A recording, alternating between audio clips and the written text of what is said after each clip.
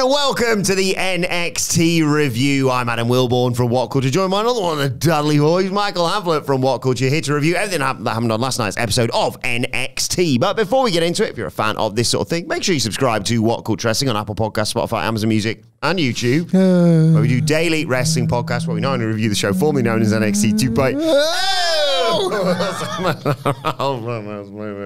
AEW Dynamite.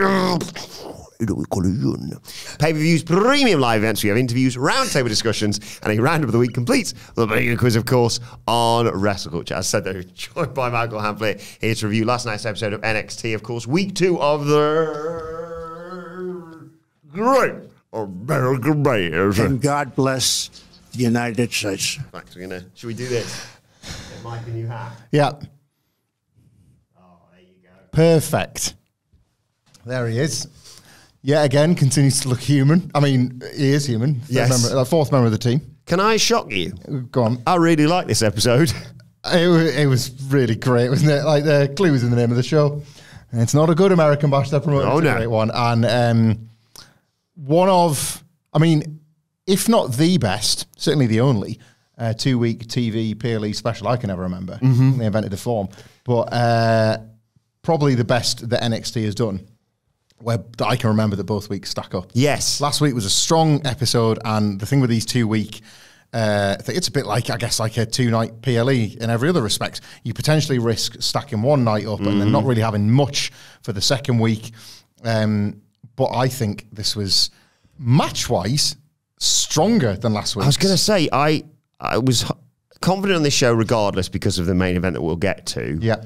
And then I thought, and then there'll be the other two title matches which will be fine, and Trick and Pete will be good. And one of the other title matches stunned me. Well, there was an enormous angle that we're going to obviously talk about later on. But yeah, a match that was going to be compared to a very similar match recently that I think tonight's was vastly superior. But also an enormous over-delivery. Yeah. In the mid-card. There was a match that didn't have titles but was still very important to one of the wrestlers in particular.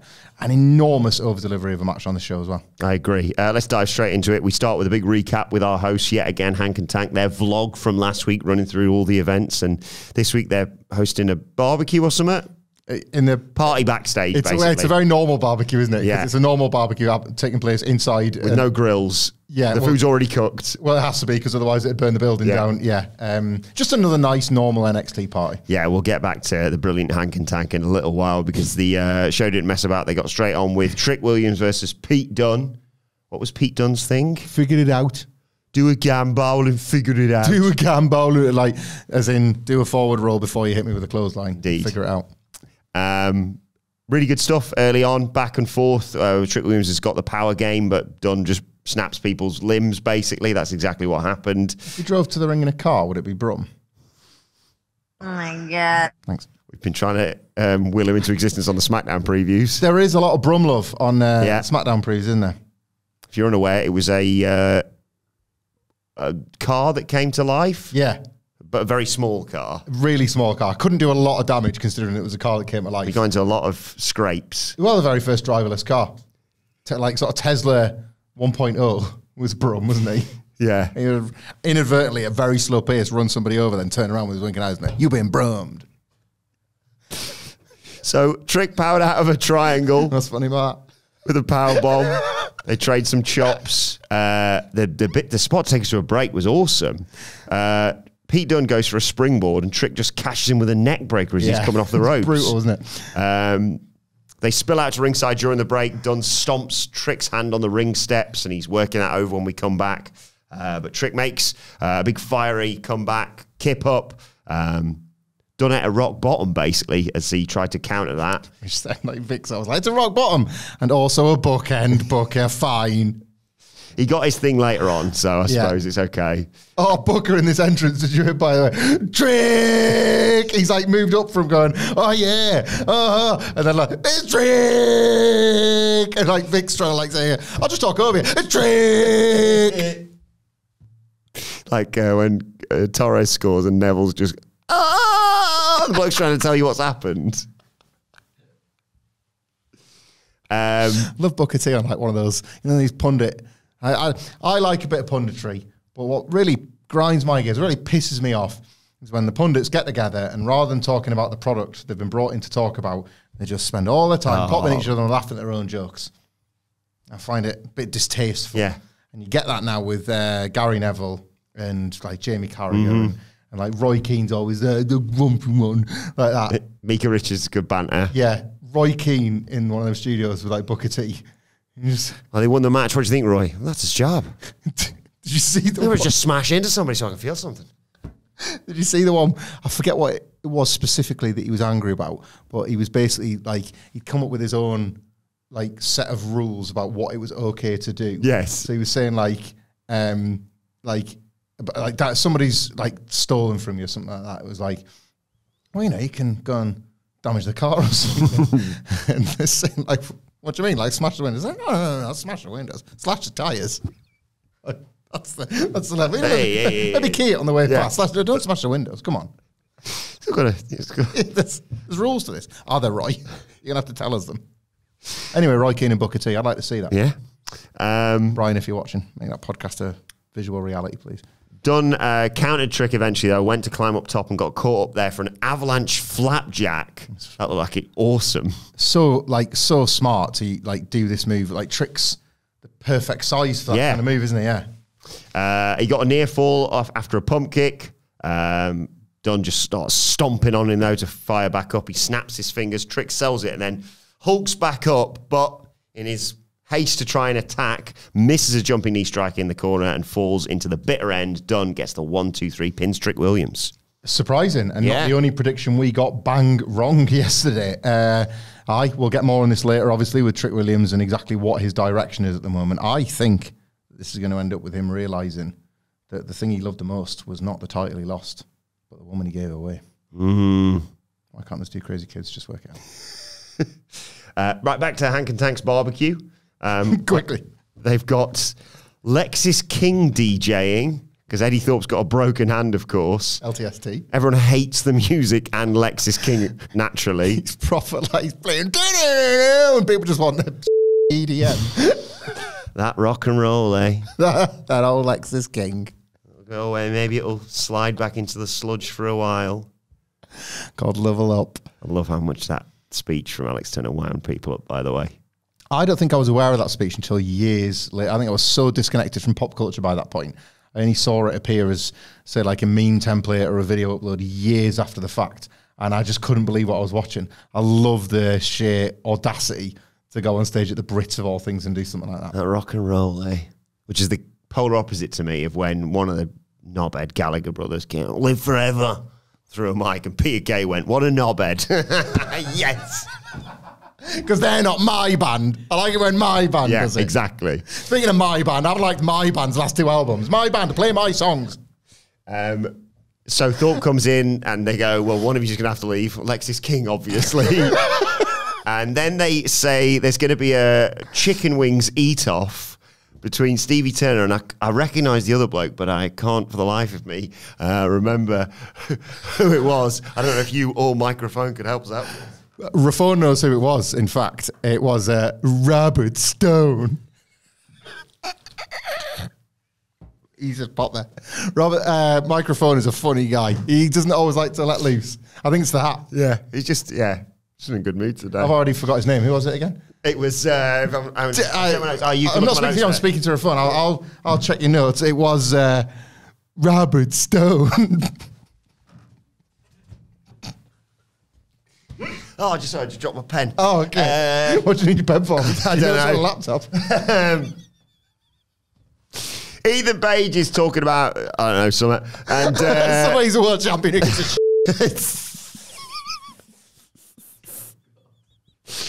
when one half of the tag team champions. It's a barbecue wing off. It doesn't matter what Ethan Page is doing.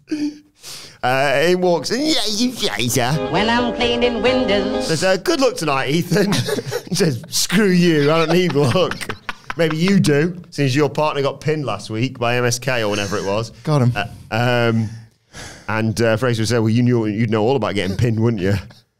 Page, screw you. Where's your partner anyway? And Nathan Fraser's like, that's a good point. we've got a title match in an hour. We should probably get this sorted. And Jeff Stelling and Charlie Nichols will be in action later. You would say that, wouldn't you? Nathan, that's all you get in the taxi. Screw off. Title match followed. The North American Championship being defended by Kalani Jordan against Tatum Paxley.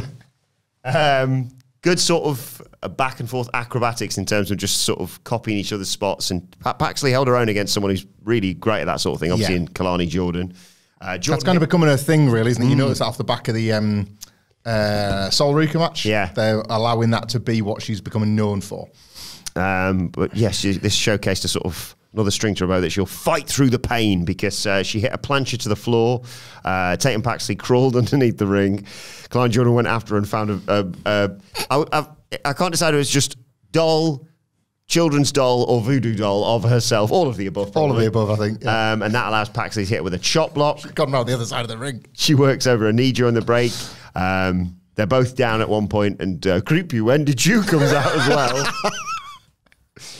Jordan went for a handspring into the ropes, but her knee buckled. She crumpled down, but she recovered in time to hit a split-legged moonsault. But as she went to do the 450, Paxley moved out of the way. Sorry, no, as she went to do the moonsault, I should say, Paxley moved out of the way, went up top. She hit a 450 for a great near fall. 450 look quality as well. Yeah. And they fight into the top turnbuckle. Kalani Jordan hits a Spanish fly, jumps to the top rope using just one leg, hits a frog splash, 1, 2, 3. Kalani Jordan retains the North American title. Afterwards, Wendy is seemingly consoling Tatum Paxley, and she gives her Kalani doll and then drops her and then just creepily stares at Kalani, who was to be like, oh, for Christ's sake, I've just got rid of one of you. There's a button for this, isn't it? Like, she's already beaten one spooky adjacent wrestler, and then it's like...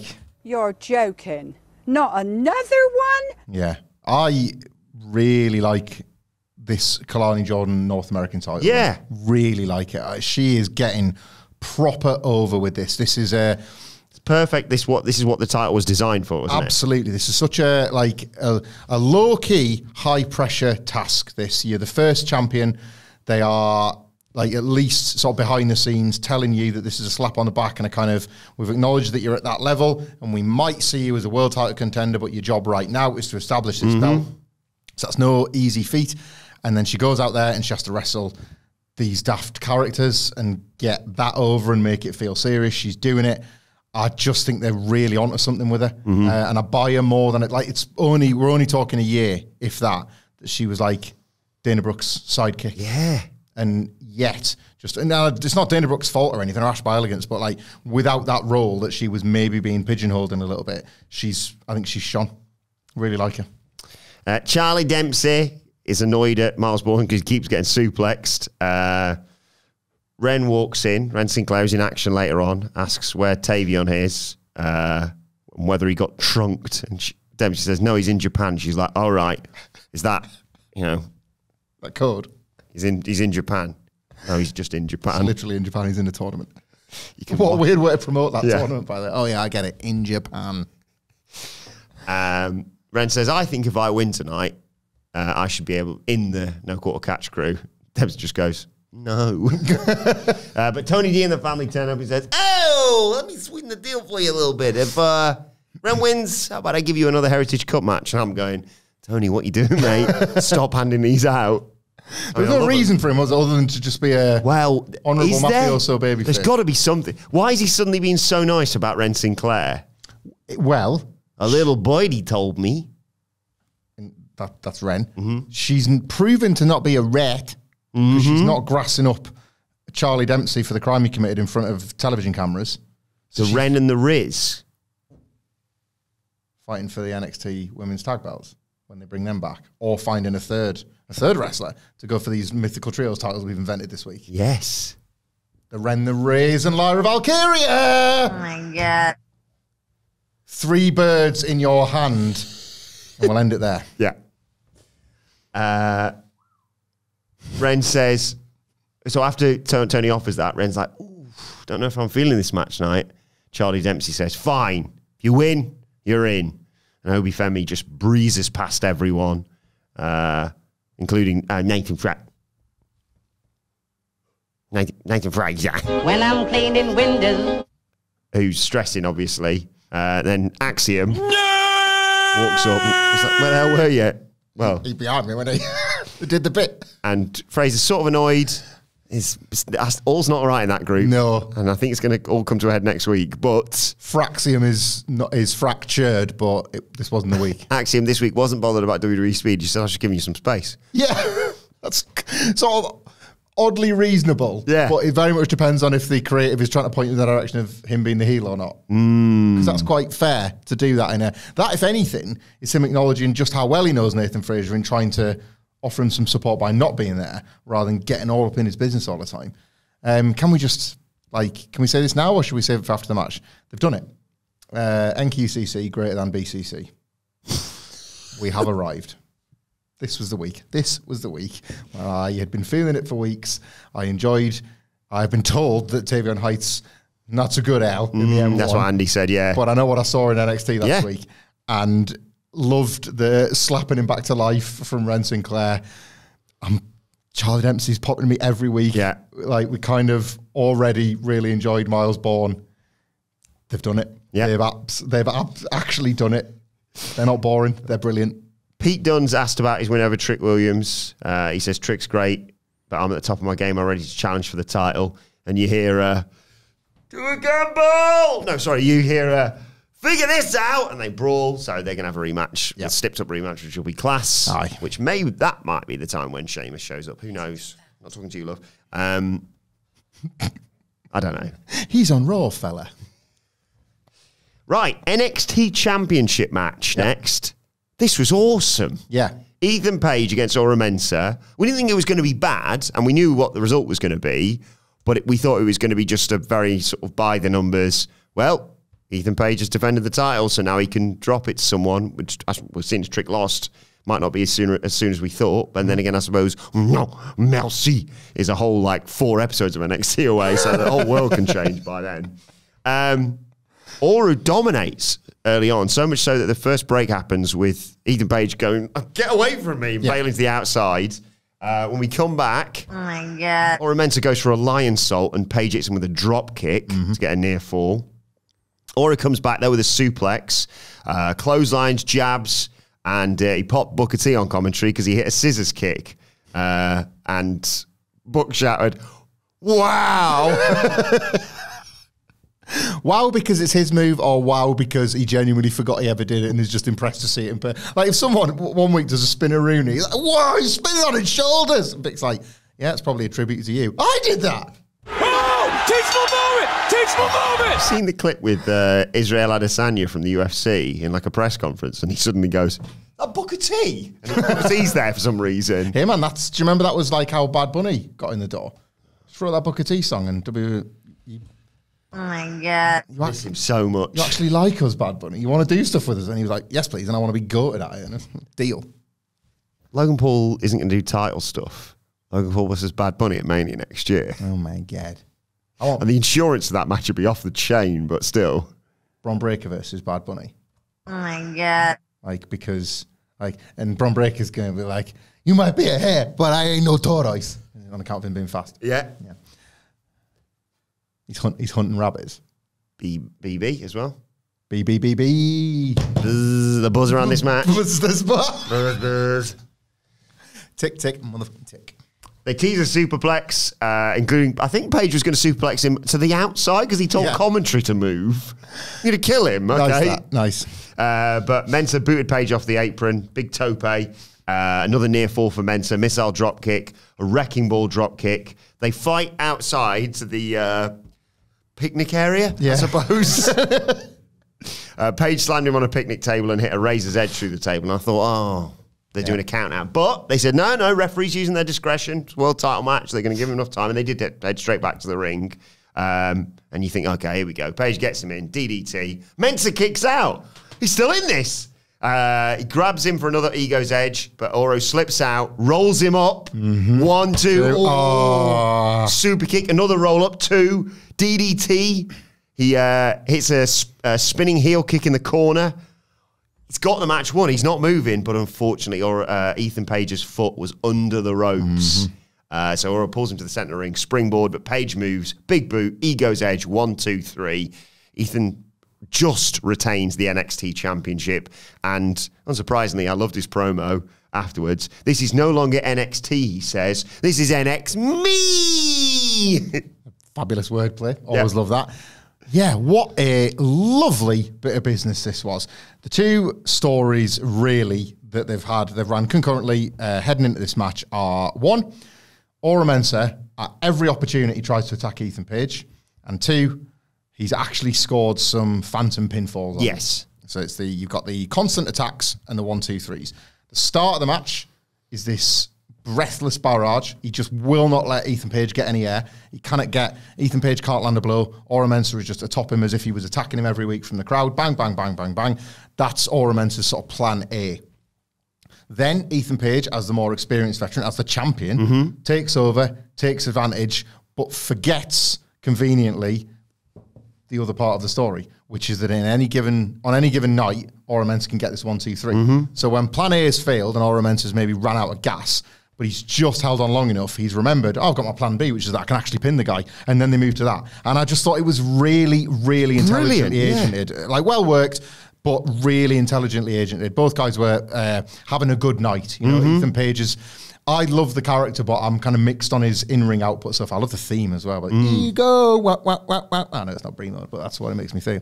I think what wrestlers, you know, when they're like, if they're going to do like a point thing, like something with your hands, like everything's been done. So him coming, like, it reminds me of the old, remember the old Bischoff one? What was that one? To sort of do like the... Yes. Like, I've got this awful eating grin, so I'm going to make everybody look at it. Yes, there's an element of that in Ethan Page, and just one of several over deliveries on this show, but like a really good night for Ora Mensah, which was the point of all this, wasn't it? Exactly. The Rascals are talking backstage about MSK's long road to getting a shot at the titles that they never lost. Lee gets a bit emotional talking about how, you know, he's had some dark days, never thought they'd get back here. Talks about Wentz having to go. And yes, he did have a great North American title run, but this moment is the best of his career. No clue what was coming our way later on. He did say at some point in the promo that he'd suddenly was left all alone. Yes. But you just sort of went, it wasn't like you weren't, there was nobody He was just happy. He was happy to have him back. Yeah. It'll take a lot of effort to win tonight, but they'll do it. Trey, who I really like, Trey Miguel, says, you know, we're the Rascals, but tonight it's about MSK. That was lush, that, wasn't it? That was really nice. Sort of that one last kind of acknowledgement that Wesley hasn't dropped back, but he gets to be both. He gets the friendship and the bond of the Rascals, but he gets a chance to live again as part of MSK. It's a perfect watching scenario. this guy, it's going to be so lovely when they go in those tag titles. It's like everyone wins. It's the best of all the worlds, that whole deal. Yeah. Do you remember Booker T's Fave 5? Yeah. He'd always have about 8 wrestlers that were his favourites. Yeah. And you know how your favourite wrestler changed about 3 different times on Monday Night Raw? Yeah. Well, your favourite wrestler was involved next because there's partying backstage and Ashanti the Adonis shows up to hit on Jada Parker and, well, anyone. Just, he gets noped and then his head turns slightly. He sees a woman and he's fallen in love all over again. I know what his entrance theme should be. That's it. Saint Motel, my type. Oh, yeah, you're just my type. You got a pulse and you are breathing. Lola Vice turns up and he shoots his shot on her as well. She's like, piss off. Didn't he say something like, if I'm speaking, like he's already been turned on, if I'm speaking honestly about it, and I was like, that's your f***ing name, I love that. And he says something like, oh, I want a bit of that fire or whatever it was. Anyway. Shameless trash bag. They also crowbar in. Do you see the hell in all this? I love the normal NXT parties when they just want to talk about work.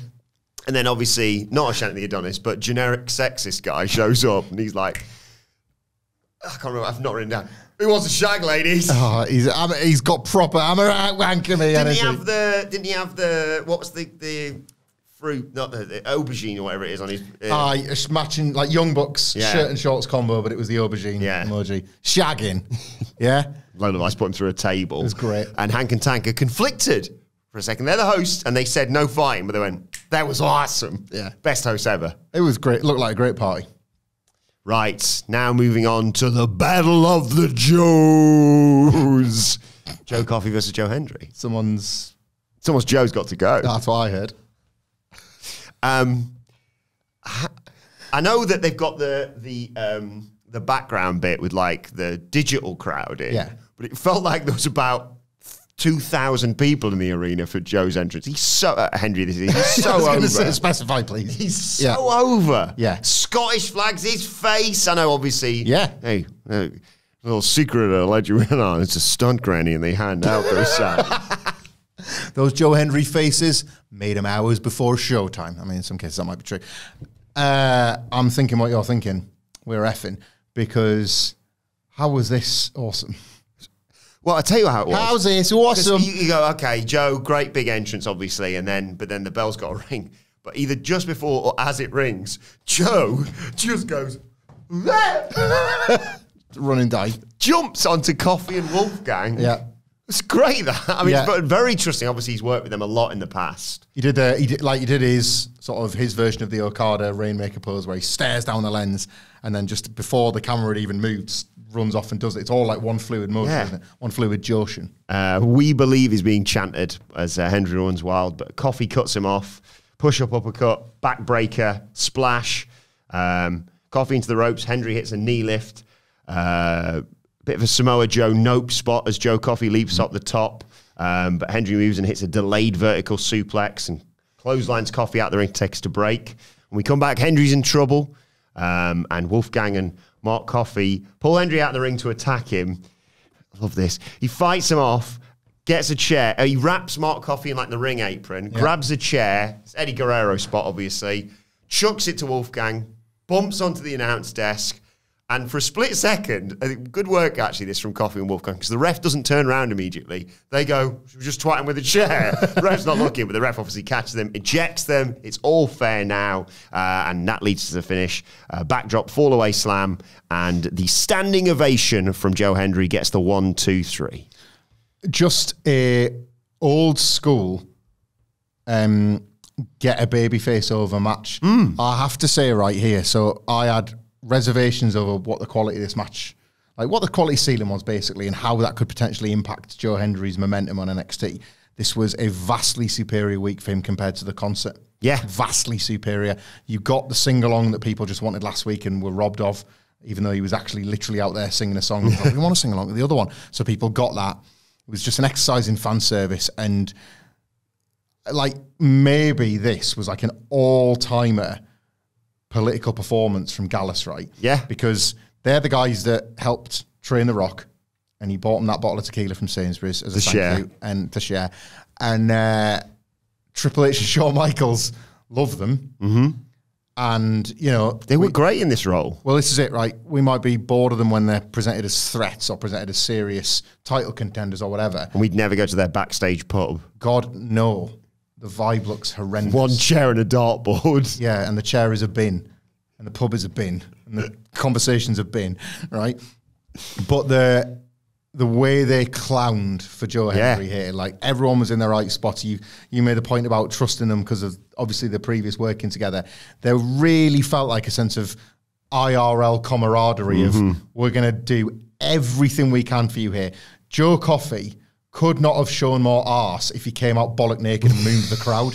Like, he was there to be laughed at, to be mocked, and to be beaten. And at no point did he feel like he ever really had control other than the cheating. And then Joe Hendry even out-cheated the cheats. Like, just an all-timer job of these guys that are occasionally sent out there to be the best guys in NXT. And I was like, no, it's a circus tonight. It's going to be a circus act, and you're going to like have knockabout daft fun for the sake of the Joe Hendry character, who then, sorry I'm stepping on your dick a bit, cuts a very kind of serious, like, we've had a laugh here, but look, I've just won. If there's doubters, stop it, because I'm here to stay and I'm here to do things. So it was doubly effective after the bell. And they got the crowd with it as well, because they said, have you enjoyed your time in NXT? Implying, well, that's that then. Yeah. And he said, actually, I like it here. I'm going to stick around for a bit longer. People in the locker room might not like that, but you can find me here next Tuesday. You won't need to say my name because I will appear. That's it. He's now been established as somebody that is a threat to the titles. Put the NXT Championship on him. I don't know. I think he's in a strange position, Joe Hendry, because I know there's going to be calls every time he's anywhere near the TNA title, but does he want that from a political point of view? Because if he's suddenly seen with the TNA, is that looking too much of a commitment to them? Obafemi didn't specify who he's facing either. I would love it, but then Obafemi has to beat Joe Hendry. Yeah. It's tricky. It's an interesting tightrope that they continue to walk with this, but I'm enjoying watching them do it. Right, time to head to Chase U. They've got a new classroom, courtesy of Ridge Holland. I got you this. Hang on, Ridge Holland, we've had our issues in the past, but you know what? Hey. You all right? It's massive. I've decked it out. It's just like my daughter's bedroom in a big house. It's not a place there where we would have sex. Thea Hale and Duke Bloody Hudson are dejected about everything that's happened, of course. But Ridge says we need to bring gold back home to Chase U. And I've cashed in my last favour with Ava. Why has he got favours with her? Because it rhymes. Okay. Also, Ava's face, I've just remembered, when they started the chicken wing eating thing, and she just went, brilliant. Can we do that now? Can we predict Ava's favours? Like what, that's how she announces the matches. It's time to announce Ava's favours. We're going to put so-and-so against so-and-so because he's asked to pick up a match. Maybe that's her surname. Because she hasn't got a surname. She's Ross Daughter, General Manager of NXT. And Booker and Cooker of the Year, actually. Chase, you've got a tag team title match. It used to be Simon's got a problem. Ava's got a favour to ask. Chase, you've got a tag team title match next week, which didn't spoil the main event whatsoever, announcing that. And they're like, yeah! And Duke Hudson's like, me and you, Andre, we're going right to the goddamn top. And Ridge is like, about that. Oh, bloody hell. It's me. It's me and Andre, actually. I want to prove I'm a winner. I want to bring gold home. By the way, Andre Chase, when he announced they've got a title match, that's awesome. Well, it is. Andre Chase deserves it. We all do.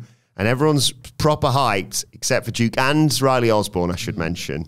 You're not going to be here next week, so I'm going to say this again when me and Sid are previewing this. I think Chase U win the tag titles next week. Yeah, it appears as if WWE are attempting to ruin all of my holiday because that's Monday and Tuesday that I'll be taking up with watching wrestling and requiring a lie. Yeah, because I am on the hook for this one. I think they're winning the belts, and I think I was going. What I loved about this, right, is that already I've gone every which way on this because I see this, and then my assumptions for the main event remain intact. So I'm thinking, that's going to be MSK's first title match. Yeah, Chase U lose, there's dissension. Exactly. And now it's all flipped. Now it is all to play for. Brooks Jensen's getting a beer at the party when getting lit. Sean Spears walks up and goes, what are you doing? I vouched for you. And to be fair to Brooks Jensen, he could go, well, the first time you were in my corner, I lost. And I'm fairly certain I broke my leg, actually. I like the two-way logic here. Like, I vouch for you. Yeah, you suck. Like, yeah, but I still I'm backing you and you want to do this. But he wants him clean, basically, because Brooks says, I don't owe you my career. And Spears says, but you do owe me an open mind. And you won't be needing drinks for that. Takes it away. The women talk backstage, and Roxanne Perez shows up and says, oh, look, women I haven't beaten yet, and walks off. That's our NXT. There it is. And not Stevie, the other person who's doing the chicken wing. They've stuffed themselves with chicken wings. I'm going to have to read the notes again because I've forgotten, There's pen everywhere. Oh, yeah. It's a Robert Stone.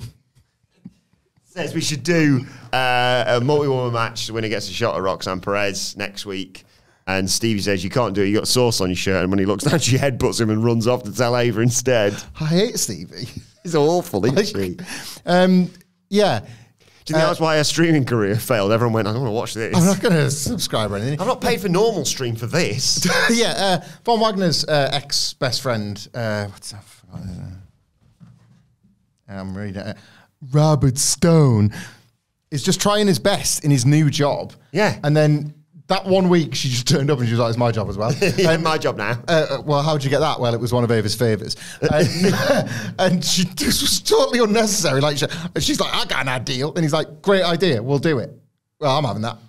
Just really hateful. Yeah. Really hateful. I was thinking about Brooks Jensen. So, like, he tried to get himself a girlfriend, chronic masturbator, failed. Career went down the pan, right? Thought, I'm going to take up drinking. Drinks too much. He got good at it, though. The amount of cans he was... Yeah. Is his gimmick going to be that, like, we all have our vices? I've had all of them. And, like, is his vice bestiality sex? It's like Brooks Jensen and, like, a horse or something. It's like, why can't this two crazy kids just get... Oh, Brooks Jensen and a young goat... Okay. Why can't those two crazy kids just get it together? What was the animal we said was going to be released in NXT a while back? Was it a jaguar or something? Leopard, thank you. He's going to the leopard. Nobody's been able to stop the leopard for weeks. Thank you, Nicholas, for reminding us that a leopard is loose. Still at large.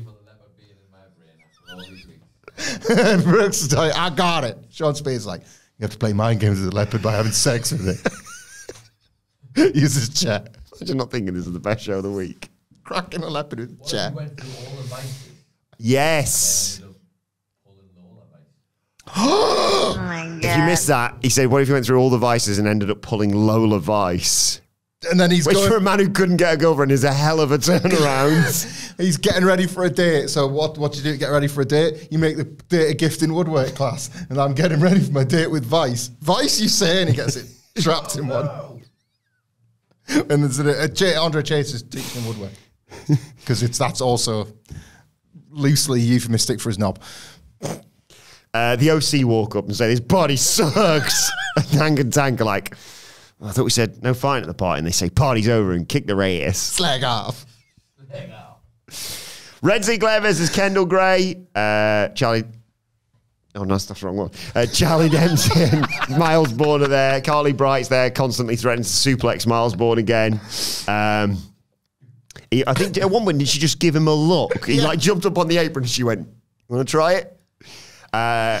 He tried to distract Gray, but Gray got a roll-up on Ren Sinclair. And Charlie Dempsey was conflicted whether or not to help.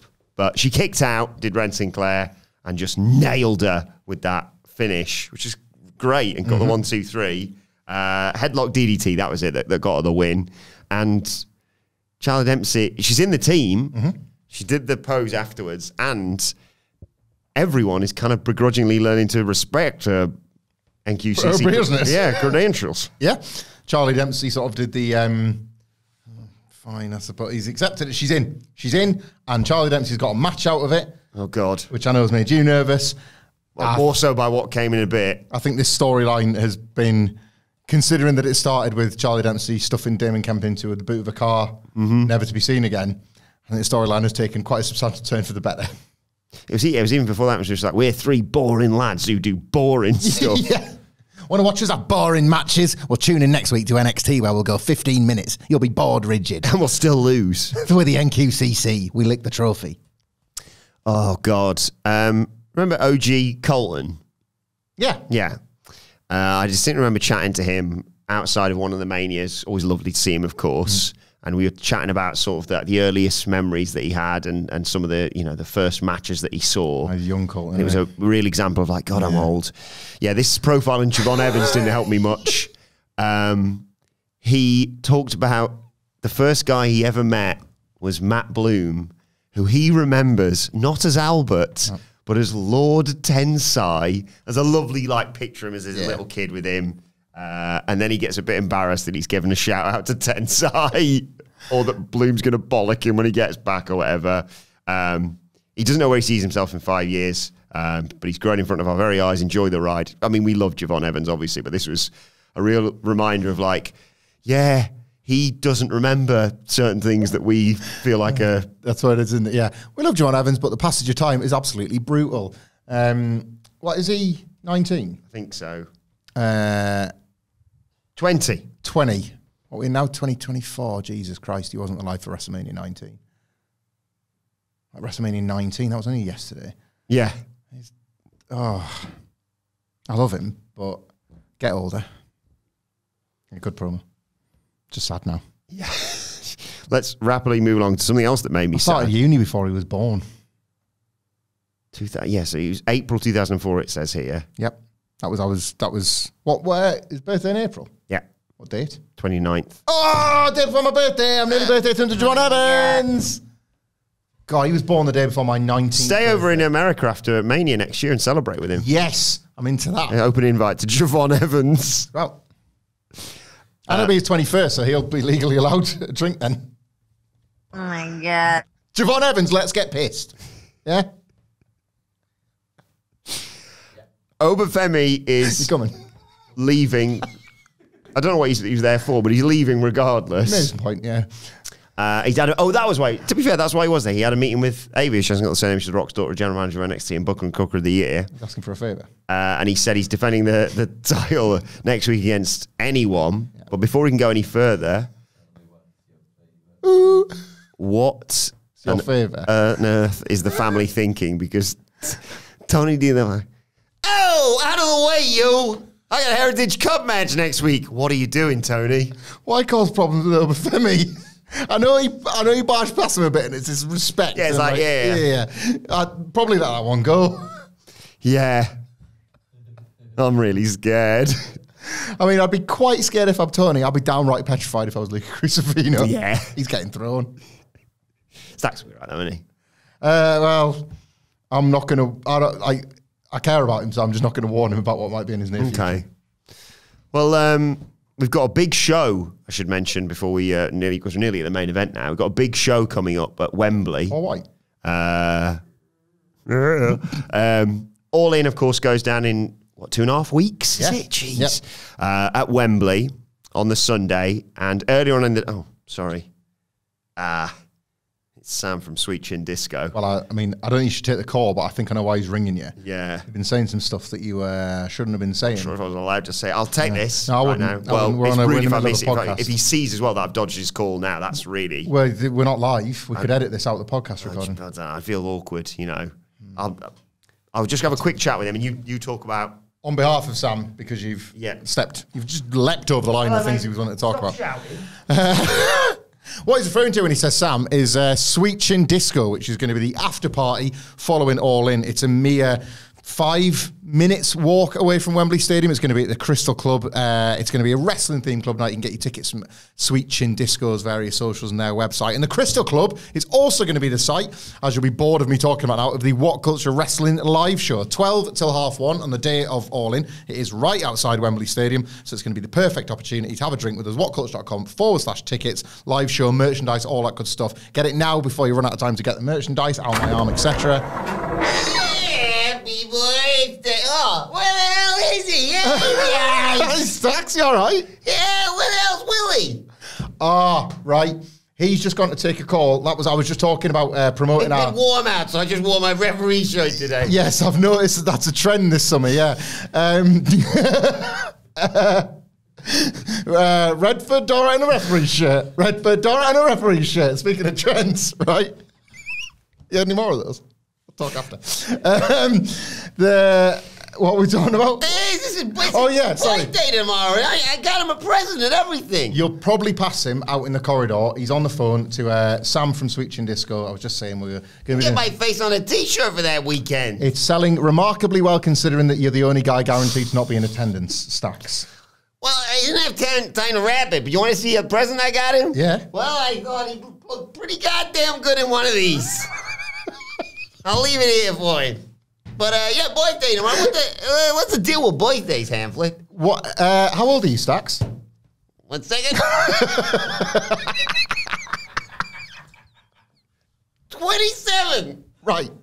You've had 27 of them, so you should know by this point. But a birthday, right, is a celebration of the day you were born, hence birth. And then from like the age of 1, 2, 3, 4, and so on, everybody gets together, your friends, your family, your loved one, just to toast you, ultimately. And of course, you must have to wear your birthday suit to that occasion. Well, I think you've misunderstood the assignment when people talk about your birthday suit, Stacks. Okay. You might think of it as a tailored 3-piece. It is, in fact, well, there's 3 pieces. But, yeah, there's cake, there's presents. You knew that because you brought Sam from Sweet Chin Disco a hat. So I'm That's Willie's hat. I ain't got Sam a present. Maybe I'll get him one next week. I'm confused as to what exactly you know specifically about birthdays on account of the fact that you were aware that presents were a big part of it. Yeah, I just wanted to talk about him, to be honest, because, my girlfriend asked for something long and hard for her birthday, so I got her a chess set. 3 jokes, 3 questions for you. Why should you buy your missus a fridge for a birthday? Nicholas, Stax has done some pretty near the knuckle stuff with fridges in the past. Why? He does like it cold. A brand of fridge has popped into my head, but I don't know if Stax is going to go that blue this early. Not a hot point, but a smeg. Can you ask that up again, please, Stax? Why should you buy your missus a fridge for her birthday? I don't know, something about, because, you know, in a long-term relationship, you want to keep things cool. Good night, mate. Okay. Because her face will light up when she opens it. Huh? That's all right. That's what I might tell the kids that one. Little trick for you, by the way. You want to remember your missus' birthday? Forget it once. Jesus. Question joke number 2. What did the pirate say on the birthday after his 79th? I don't know. I'm thinking about later on when me and my missus will watch this footage. I'll go down really well. Sorry, I need that set up again. What did the pirate say on the birthday after his 79th? Right. You got this one, Nicholas. 80th. Peace. Oh, right, hang on, wait. So, is it something to do with his cake and he wants everybody to have pieces of his 80th? I feel stressed when everybody else has got it and I haven't. Nicholas, coming over, man. Yeah. What did the pirate say on the birthday after his 79th? 79, 80. He said, "Ahoy, I'm 80. Bingo! Ahoy, matey." Oh, matey! I still didn't get it. Oh, I'm 80. I'm 80. I'm 80. 80. I'm 80. You can tell the kids and apparently tell some fathers of kids because they don't get it either. All Sorry. these jokes suitable for you kids. Speaking of which, question joke number 3. Why was old Staxy here disappointed to get a sweater on my birthday?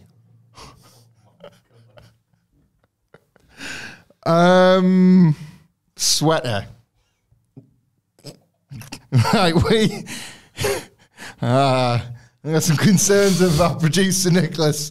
I don't even know. Right. It's terrifying. We say jumper, we sometimes say pullover.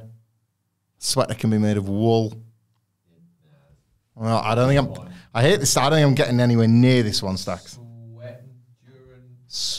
Yeah, he does sometimes get rude. He hasn't been very rude today, so I've no reason to worry about the content of this one. No.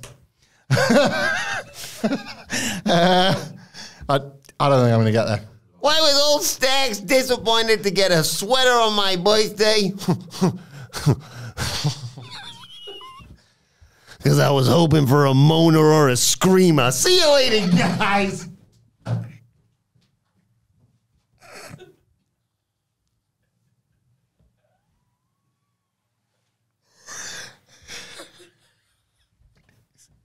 It's getting worse. Bye, Stax. Anyway, as I was saying. Mate. Yeah. Good. You will not believe who he's just told me he's going to be at Sweet Chin Disco. What, who? I shouldn't say. All right, okay. But get your tickets. They're selling out fast, and I'm reliably informed it's going to be announced very soon. Have I just missed him? Well, yeah. Evidently you have. Seems illogical every time you pass. Yeah. So you didn't see him? I didn't see him, no. Well, have I got a surprise for you? What's this? That is a birthday present for Stax, from Stax, ahead of your birthday tomorrow. Wow. Which is good, because I didn't even think of getting you a I'm not really card. a hat person. I don't really wear hats. I don't even know how to... I don't think... Will it suit me if I put that on? Does that look any good? Not bad, you know. You remind me of somebody. Who? Ned Flanders in a hat. Well. Sure, Anne-Louise is going to love that. Main event time. It was Axiom. When I'm cleaning windows. Taking on MSK for the NXT tag team titles. And Oh my God. before we even get to the post-match, we had high expectations for this match, and they more than delivered. Yeah. I already loved it when early on I can't remember who got sent into the corner. It might have been Axiom. I can't remember. Lee sent him in there, and it was Nathan Fraser, because Zach Wentz did like a 2-minute Bronco Buster on him. Yeah. It's great. Went to kill him with it. Tried to actually make it almost a finisher. Brilliant. But Fraser comes back, hit a big running flip dive to the outside. Axiom hit a springboard moonsault to take us to a break. And then, as we come back, Nathan Fraser's hitting a lion salt, or going for a lion salt, and Zach hits a super kick in midair. We get the double tag to Axiom and Lee. It all breaks down. It looks like the champs have got the match won. They hit their Spanish Fly, Phoenix Splash combo thing. But Lee made the save at the last second. So Fraser grabs Lee. Axiom goes to super kick him, but Lee moves. Nathan Fraser is the one who gets kicked. Springboard cutter from Wentz, and really close 2 count. Lee gets brought in. They hit Hot Fire Flame. Again, you think this is it. The titles are changing hands. But Axiom breaks it up at the last second with a drop kick. Nathan Fraser hit a superplex on Wesley. Then floated over and hit a vertical suplex. And it was basically Red Dragon's finisher, wasn't it? Yeah. The Chasing the Dragon they hit. But Lee, brilliant again. I think when he broke up the one earlier, it was like 2.999. It was such good timing. Another great late kick out here. But then Fraser holds Lee in place. Axiom hits the golden ratio. Axiom pins Wesley. Fraser and Axiom retain the tag titles. And I thought, what? Yeah. Like, obviously, we're going to get to what comes next. But yeah, I do want to isolate this match for specific praise. I wasn't massively high on the... I liked it enough, but I wasn't doing backflips. Certainly not as many as the wrestlers themselves for that 6-man the other week with all of the Rascals against Nathan Fraser, Axiom, and Javon Evans. Yes. My drinking buddy. It was really, really fun to lock up, but I didn't feel much. Yeah. Totally different here. Again, I think everybody watching was buying the title change. Yep. 3 consecutive red hot near falls. 3 of them. Oh my God. So you get the one before the missed super kick. That one enough is like, here we go. And then they kick out. Then you get the spot with the missed super kick. Your brain tells you. Well, now it's done. Now it's definitely done. That's the miscommunication that we've been looking for. And then there's a 3. No, another kick out. And then when you think, they've survived that. So now it's not the direct fault of the miscommunication. So now when the pin comes, probably Nathan Fraser, whenever the turn happens, you're going to be like, but it wasn't the kick. Come on. Accidents happen. So you've fooled yourself 3 different times into think this is happening. And the moves that have led to those sort of near falls have been effective enough to buy the title change. So that little sequence in general, that last sort of couple of minutes stretch, was sensational use of the drama that they've built going into this. But the stuff in the early portion where, yes, it's a lot of high impact, high flying moves, but there is a difference between certain matches and the hows and the whys. And did you notice that somehow Fraxium, Nathan Fraser and Axiom, were doing high flying moves in a way that felt like they weren't really on the same page? Yeah. So they were kind of oddly mistiming the dives, or there was a point where Nathan did this awesome running dive because he got 100 miles an hour, but then Axiom's well, I best follow you up then, otherwise you're going to get beaten up out on the floor. And he was like, I mean, that's class, but I don't think we had that one in our notes beforehand. Yeah. And there was so many little details where you again being pointed towards the Nathan Fraser Axiom split, and they're just letting it breathe. I think it might just be next week. Yes, and I agree. That's to Chase U's benefit, and fantastic as well, because you've seen this title change coming, but you've had a complete misdirect to the team that are actually going to take the belts off them. And all of this was to set up, again, the odd miscommunication with an MSK, but nothing that you thought would take us to where we were about to go. So yeah, it finishes, and I thought, that's a shame. And then my brain's scrambling, going, maybe they're going to do trios titles in NXT or something, because I don't want them to go. I love the 3 of them. Wesley's obviously been brilliant for years. We've already seen Zach Wentz. My experiences of watching Trey Miguel has made me think he's right at the top of my list of if you're going to nick people permanently from TNA, he'd be one of those people. I think he's sensational. But yeah, you're a bit like, oh, well, okay. And then I look at the clock and I go, oh no. Wesley is devastated. Obviously, he's the one who got pinned as well, and he's helped to his feet by the rest of the Rascals. I think it was Zach Wentz who was like, don't worry, we'll get another title shot again. That was kind of and you were like, okay, maybe that'll be all right, because that was their mandatory we never lost. Yeah. We'll build our way back up to titles. And you're like, oh, okay, that's not ideal. Trey Miguel's devastated for them, obviously. And your brain also is going, oh, God, they've helped him to his feet. They're going to do like a high-low or something. There was kind of a anxiety in the crowd building for it as well, yeah. And suddenly, out of absolutely nowhere, Wesley super kicks the head off of Trey Miguel. Drills him with this one, yeah. Wentz is like, what the hell are you doing? Screaming at him. He can't believe this. Wesley low blows him, stands over him and screams, you left me alone, which is what you mentioned earlier on. Beats him up, kicks him out of the ring. He tackles Trey through the barricade at ringside. And Zach is just devastated. He's just slumped up against the steps. He can't believe what's going on. And then Wesley just running knee strike, wedging Zach Wentz against the ring steps, taking him out as well. And Wesley leaves and just looks back briefly at what's left. A Wesley heel turn was not anything I was expecting or even wanting. And then as it happened, I thought, my God, am I into this? A brilliant, a brilliant heel turn. Sometimes you're wrong-footed. Sometimes, right, you're wrong-footed because wrestling will pull a surprise for surprise's sake. Yes. It's like, well, hang on, you were kind of heading in that direction, and I understand that some things are a misdirect, but this almost doesn't feel authentic.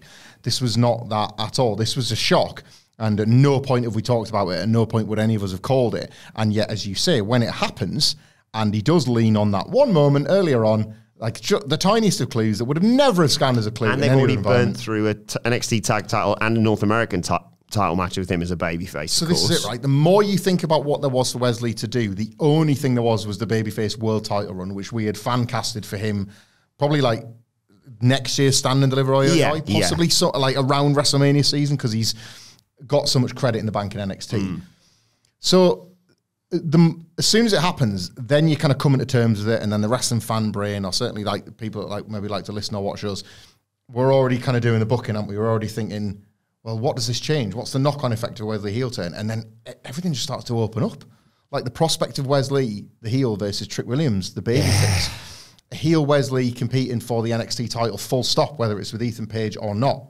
Like, I want to see that again.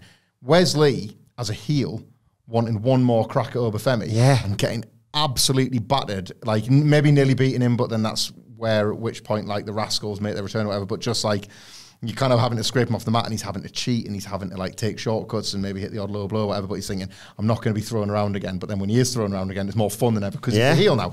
Like, the avenues of opportunity just opened up one after another with this heel turn, which I cannot put over enough, just how important it is. I'm going to use an example that is going to sound cruel, but remember when Cora Jade's skateboard broke? I loved that turn and couldn't have felt more sorry for her that the prop failed on her. The prop here was Wesley's kicks. Like, that super kick and that low blow had to feel like he was shattering the hearts of everybody in the building. It had to feel like he's just, like, broken his jaw with a super kick, and, like, the testicles have gone back up in the body off a low blow, and both were super effective. And Wesley was great. It wasn't played too dramatically, staring at my hands sort of thing at the end. Wasn't too monologue-y, anything like that people don't like about Shawn Michaels' style. And a total shock, like a proper, like, back in your seat shock. Yeah. You can't believe what you've seen. Terrific cliffhanger for what next for Wesley. And another, like, as great as this was as week 2 of the Great American Bash, another terrific setup for next week's NXT 2. What an end to the show. What 2 weeks this has been. Raffone suddenly looks like a kind of hardboiled detective on his last case. He's actually been interrupted on his holiday. That's the sunglasses. He was on like a sun lounger, like Mr. and Mrs. Raffone. And like Mike's wife's like, I'm so glad you've been able to retire. We always wanted to come to South Florida. And then Raffone's phone goes, and you're not going to believe he's on the other end of the phone. It's Von Wagner's former manager. It's Robert Stein.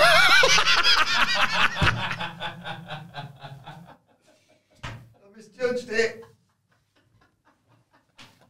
Yeah. Anyway, he's on the phone. He's like, I'm going to need you to crack one more case with NXT because I can't seem to understand why Stevie's being such a dickhead to me. Like, I'll take the case. But phenomenal 2 weeks of the... Where are we?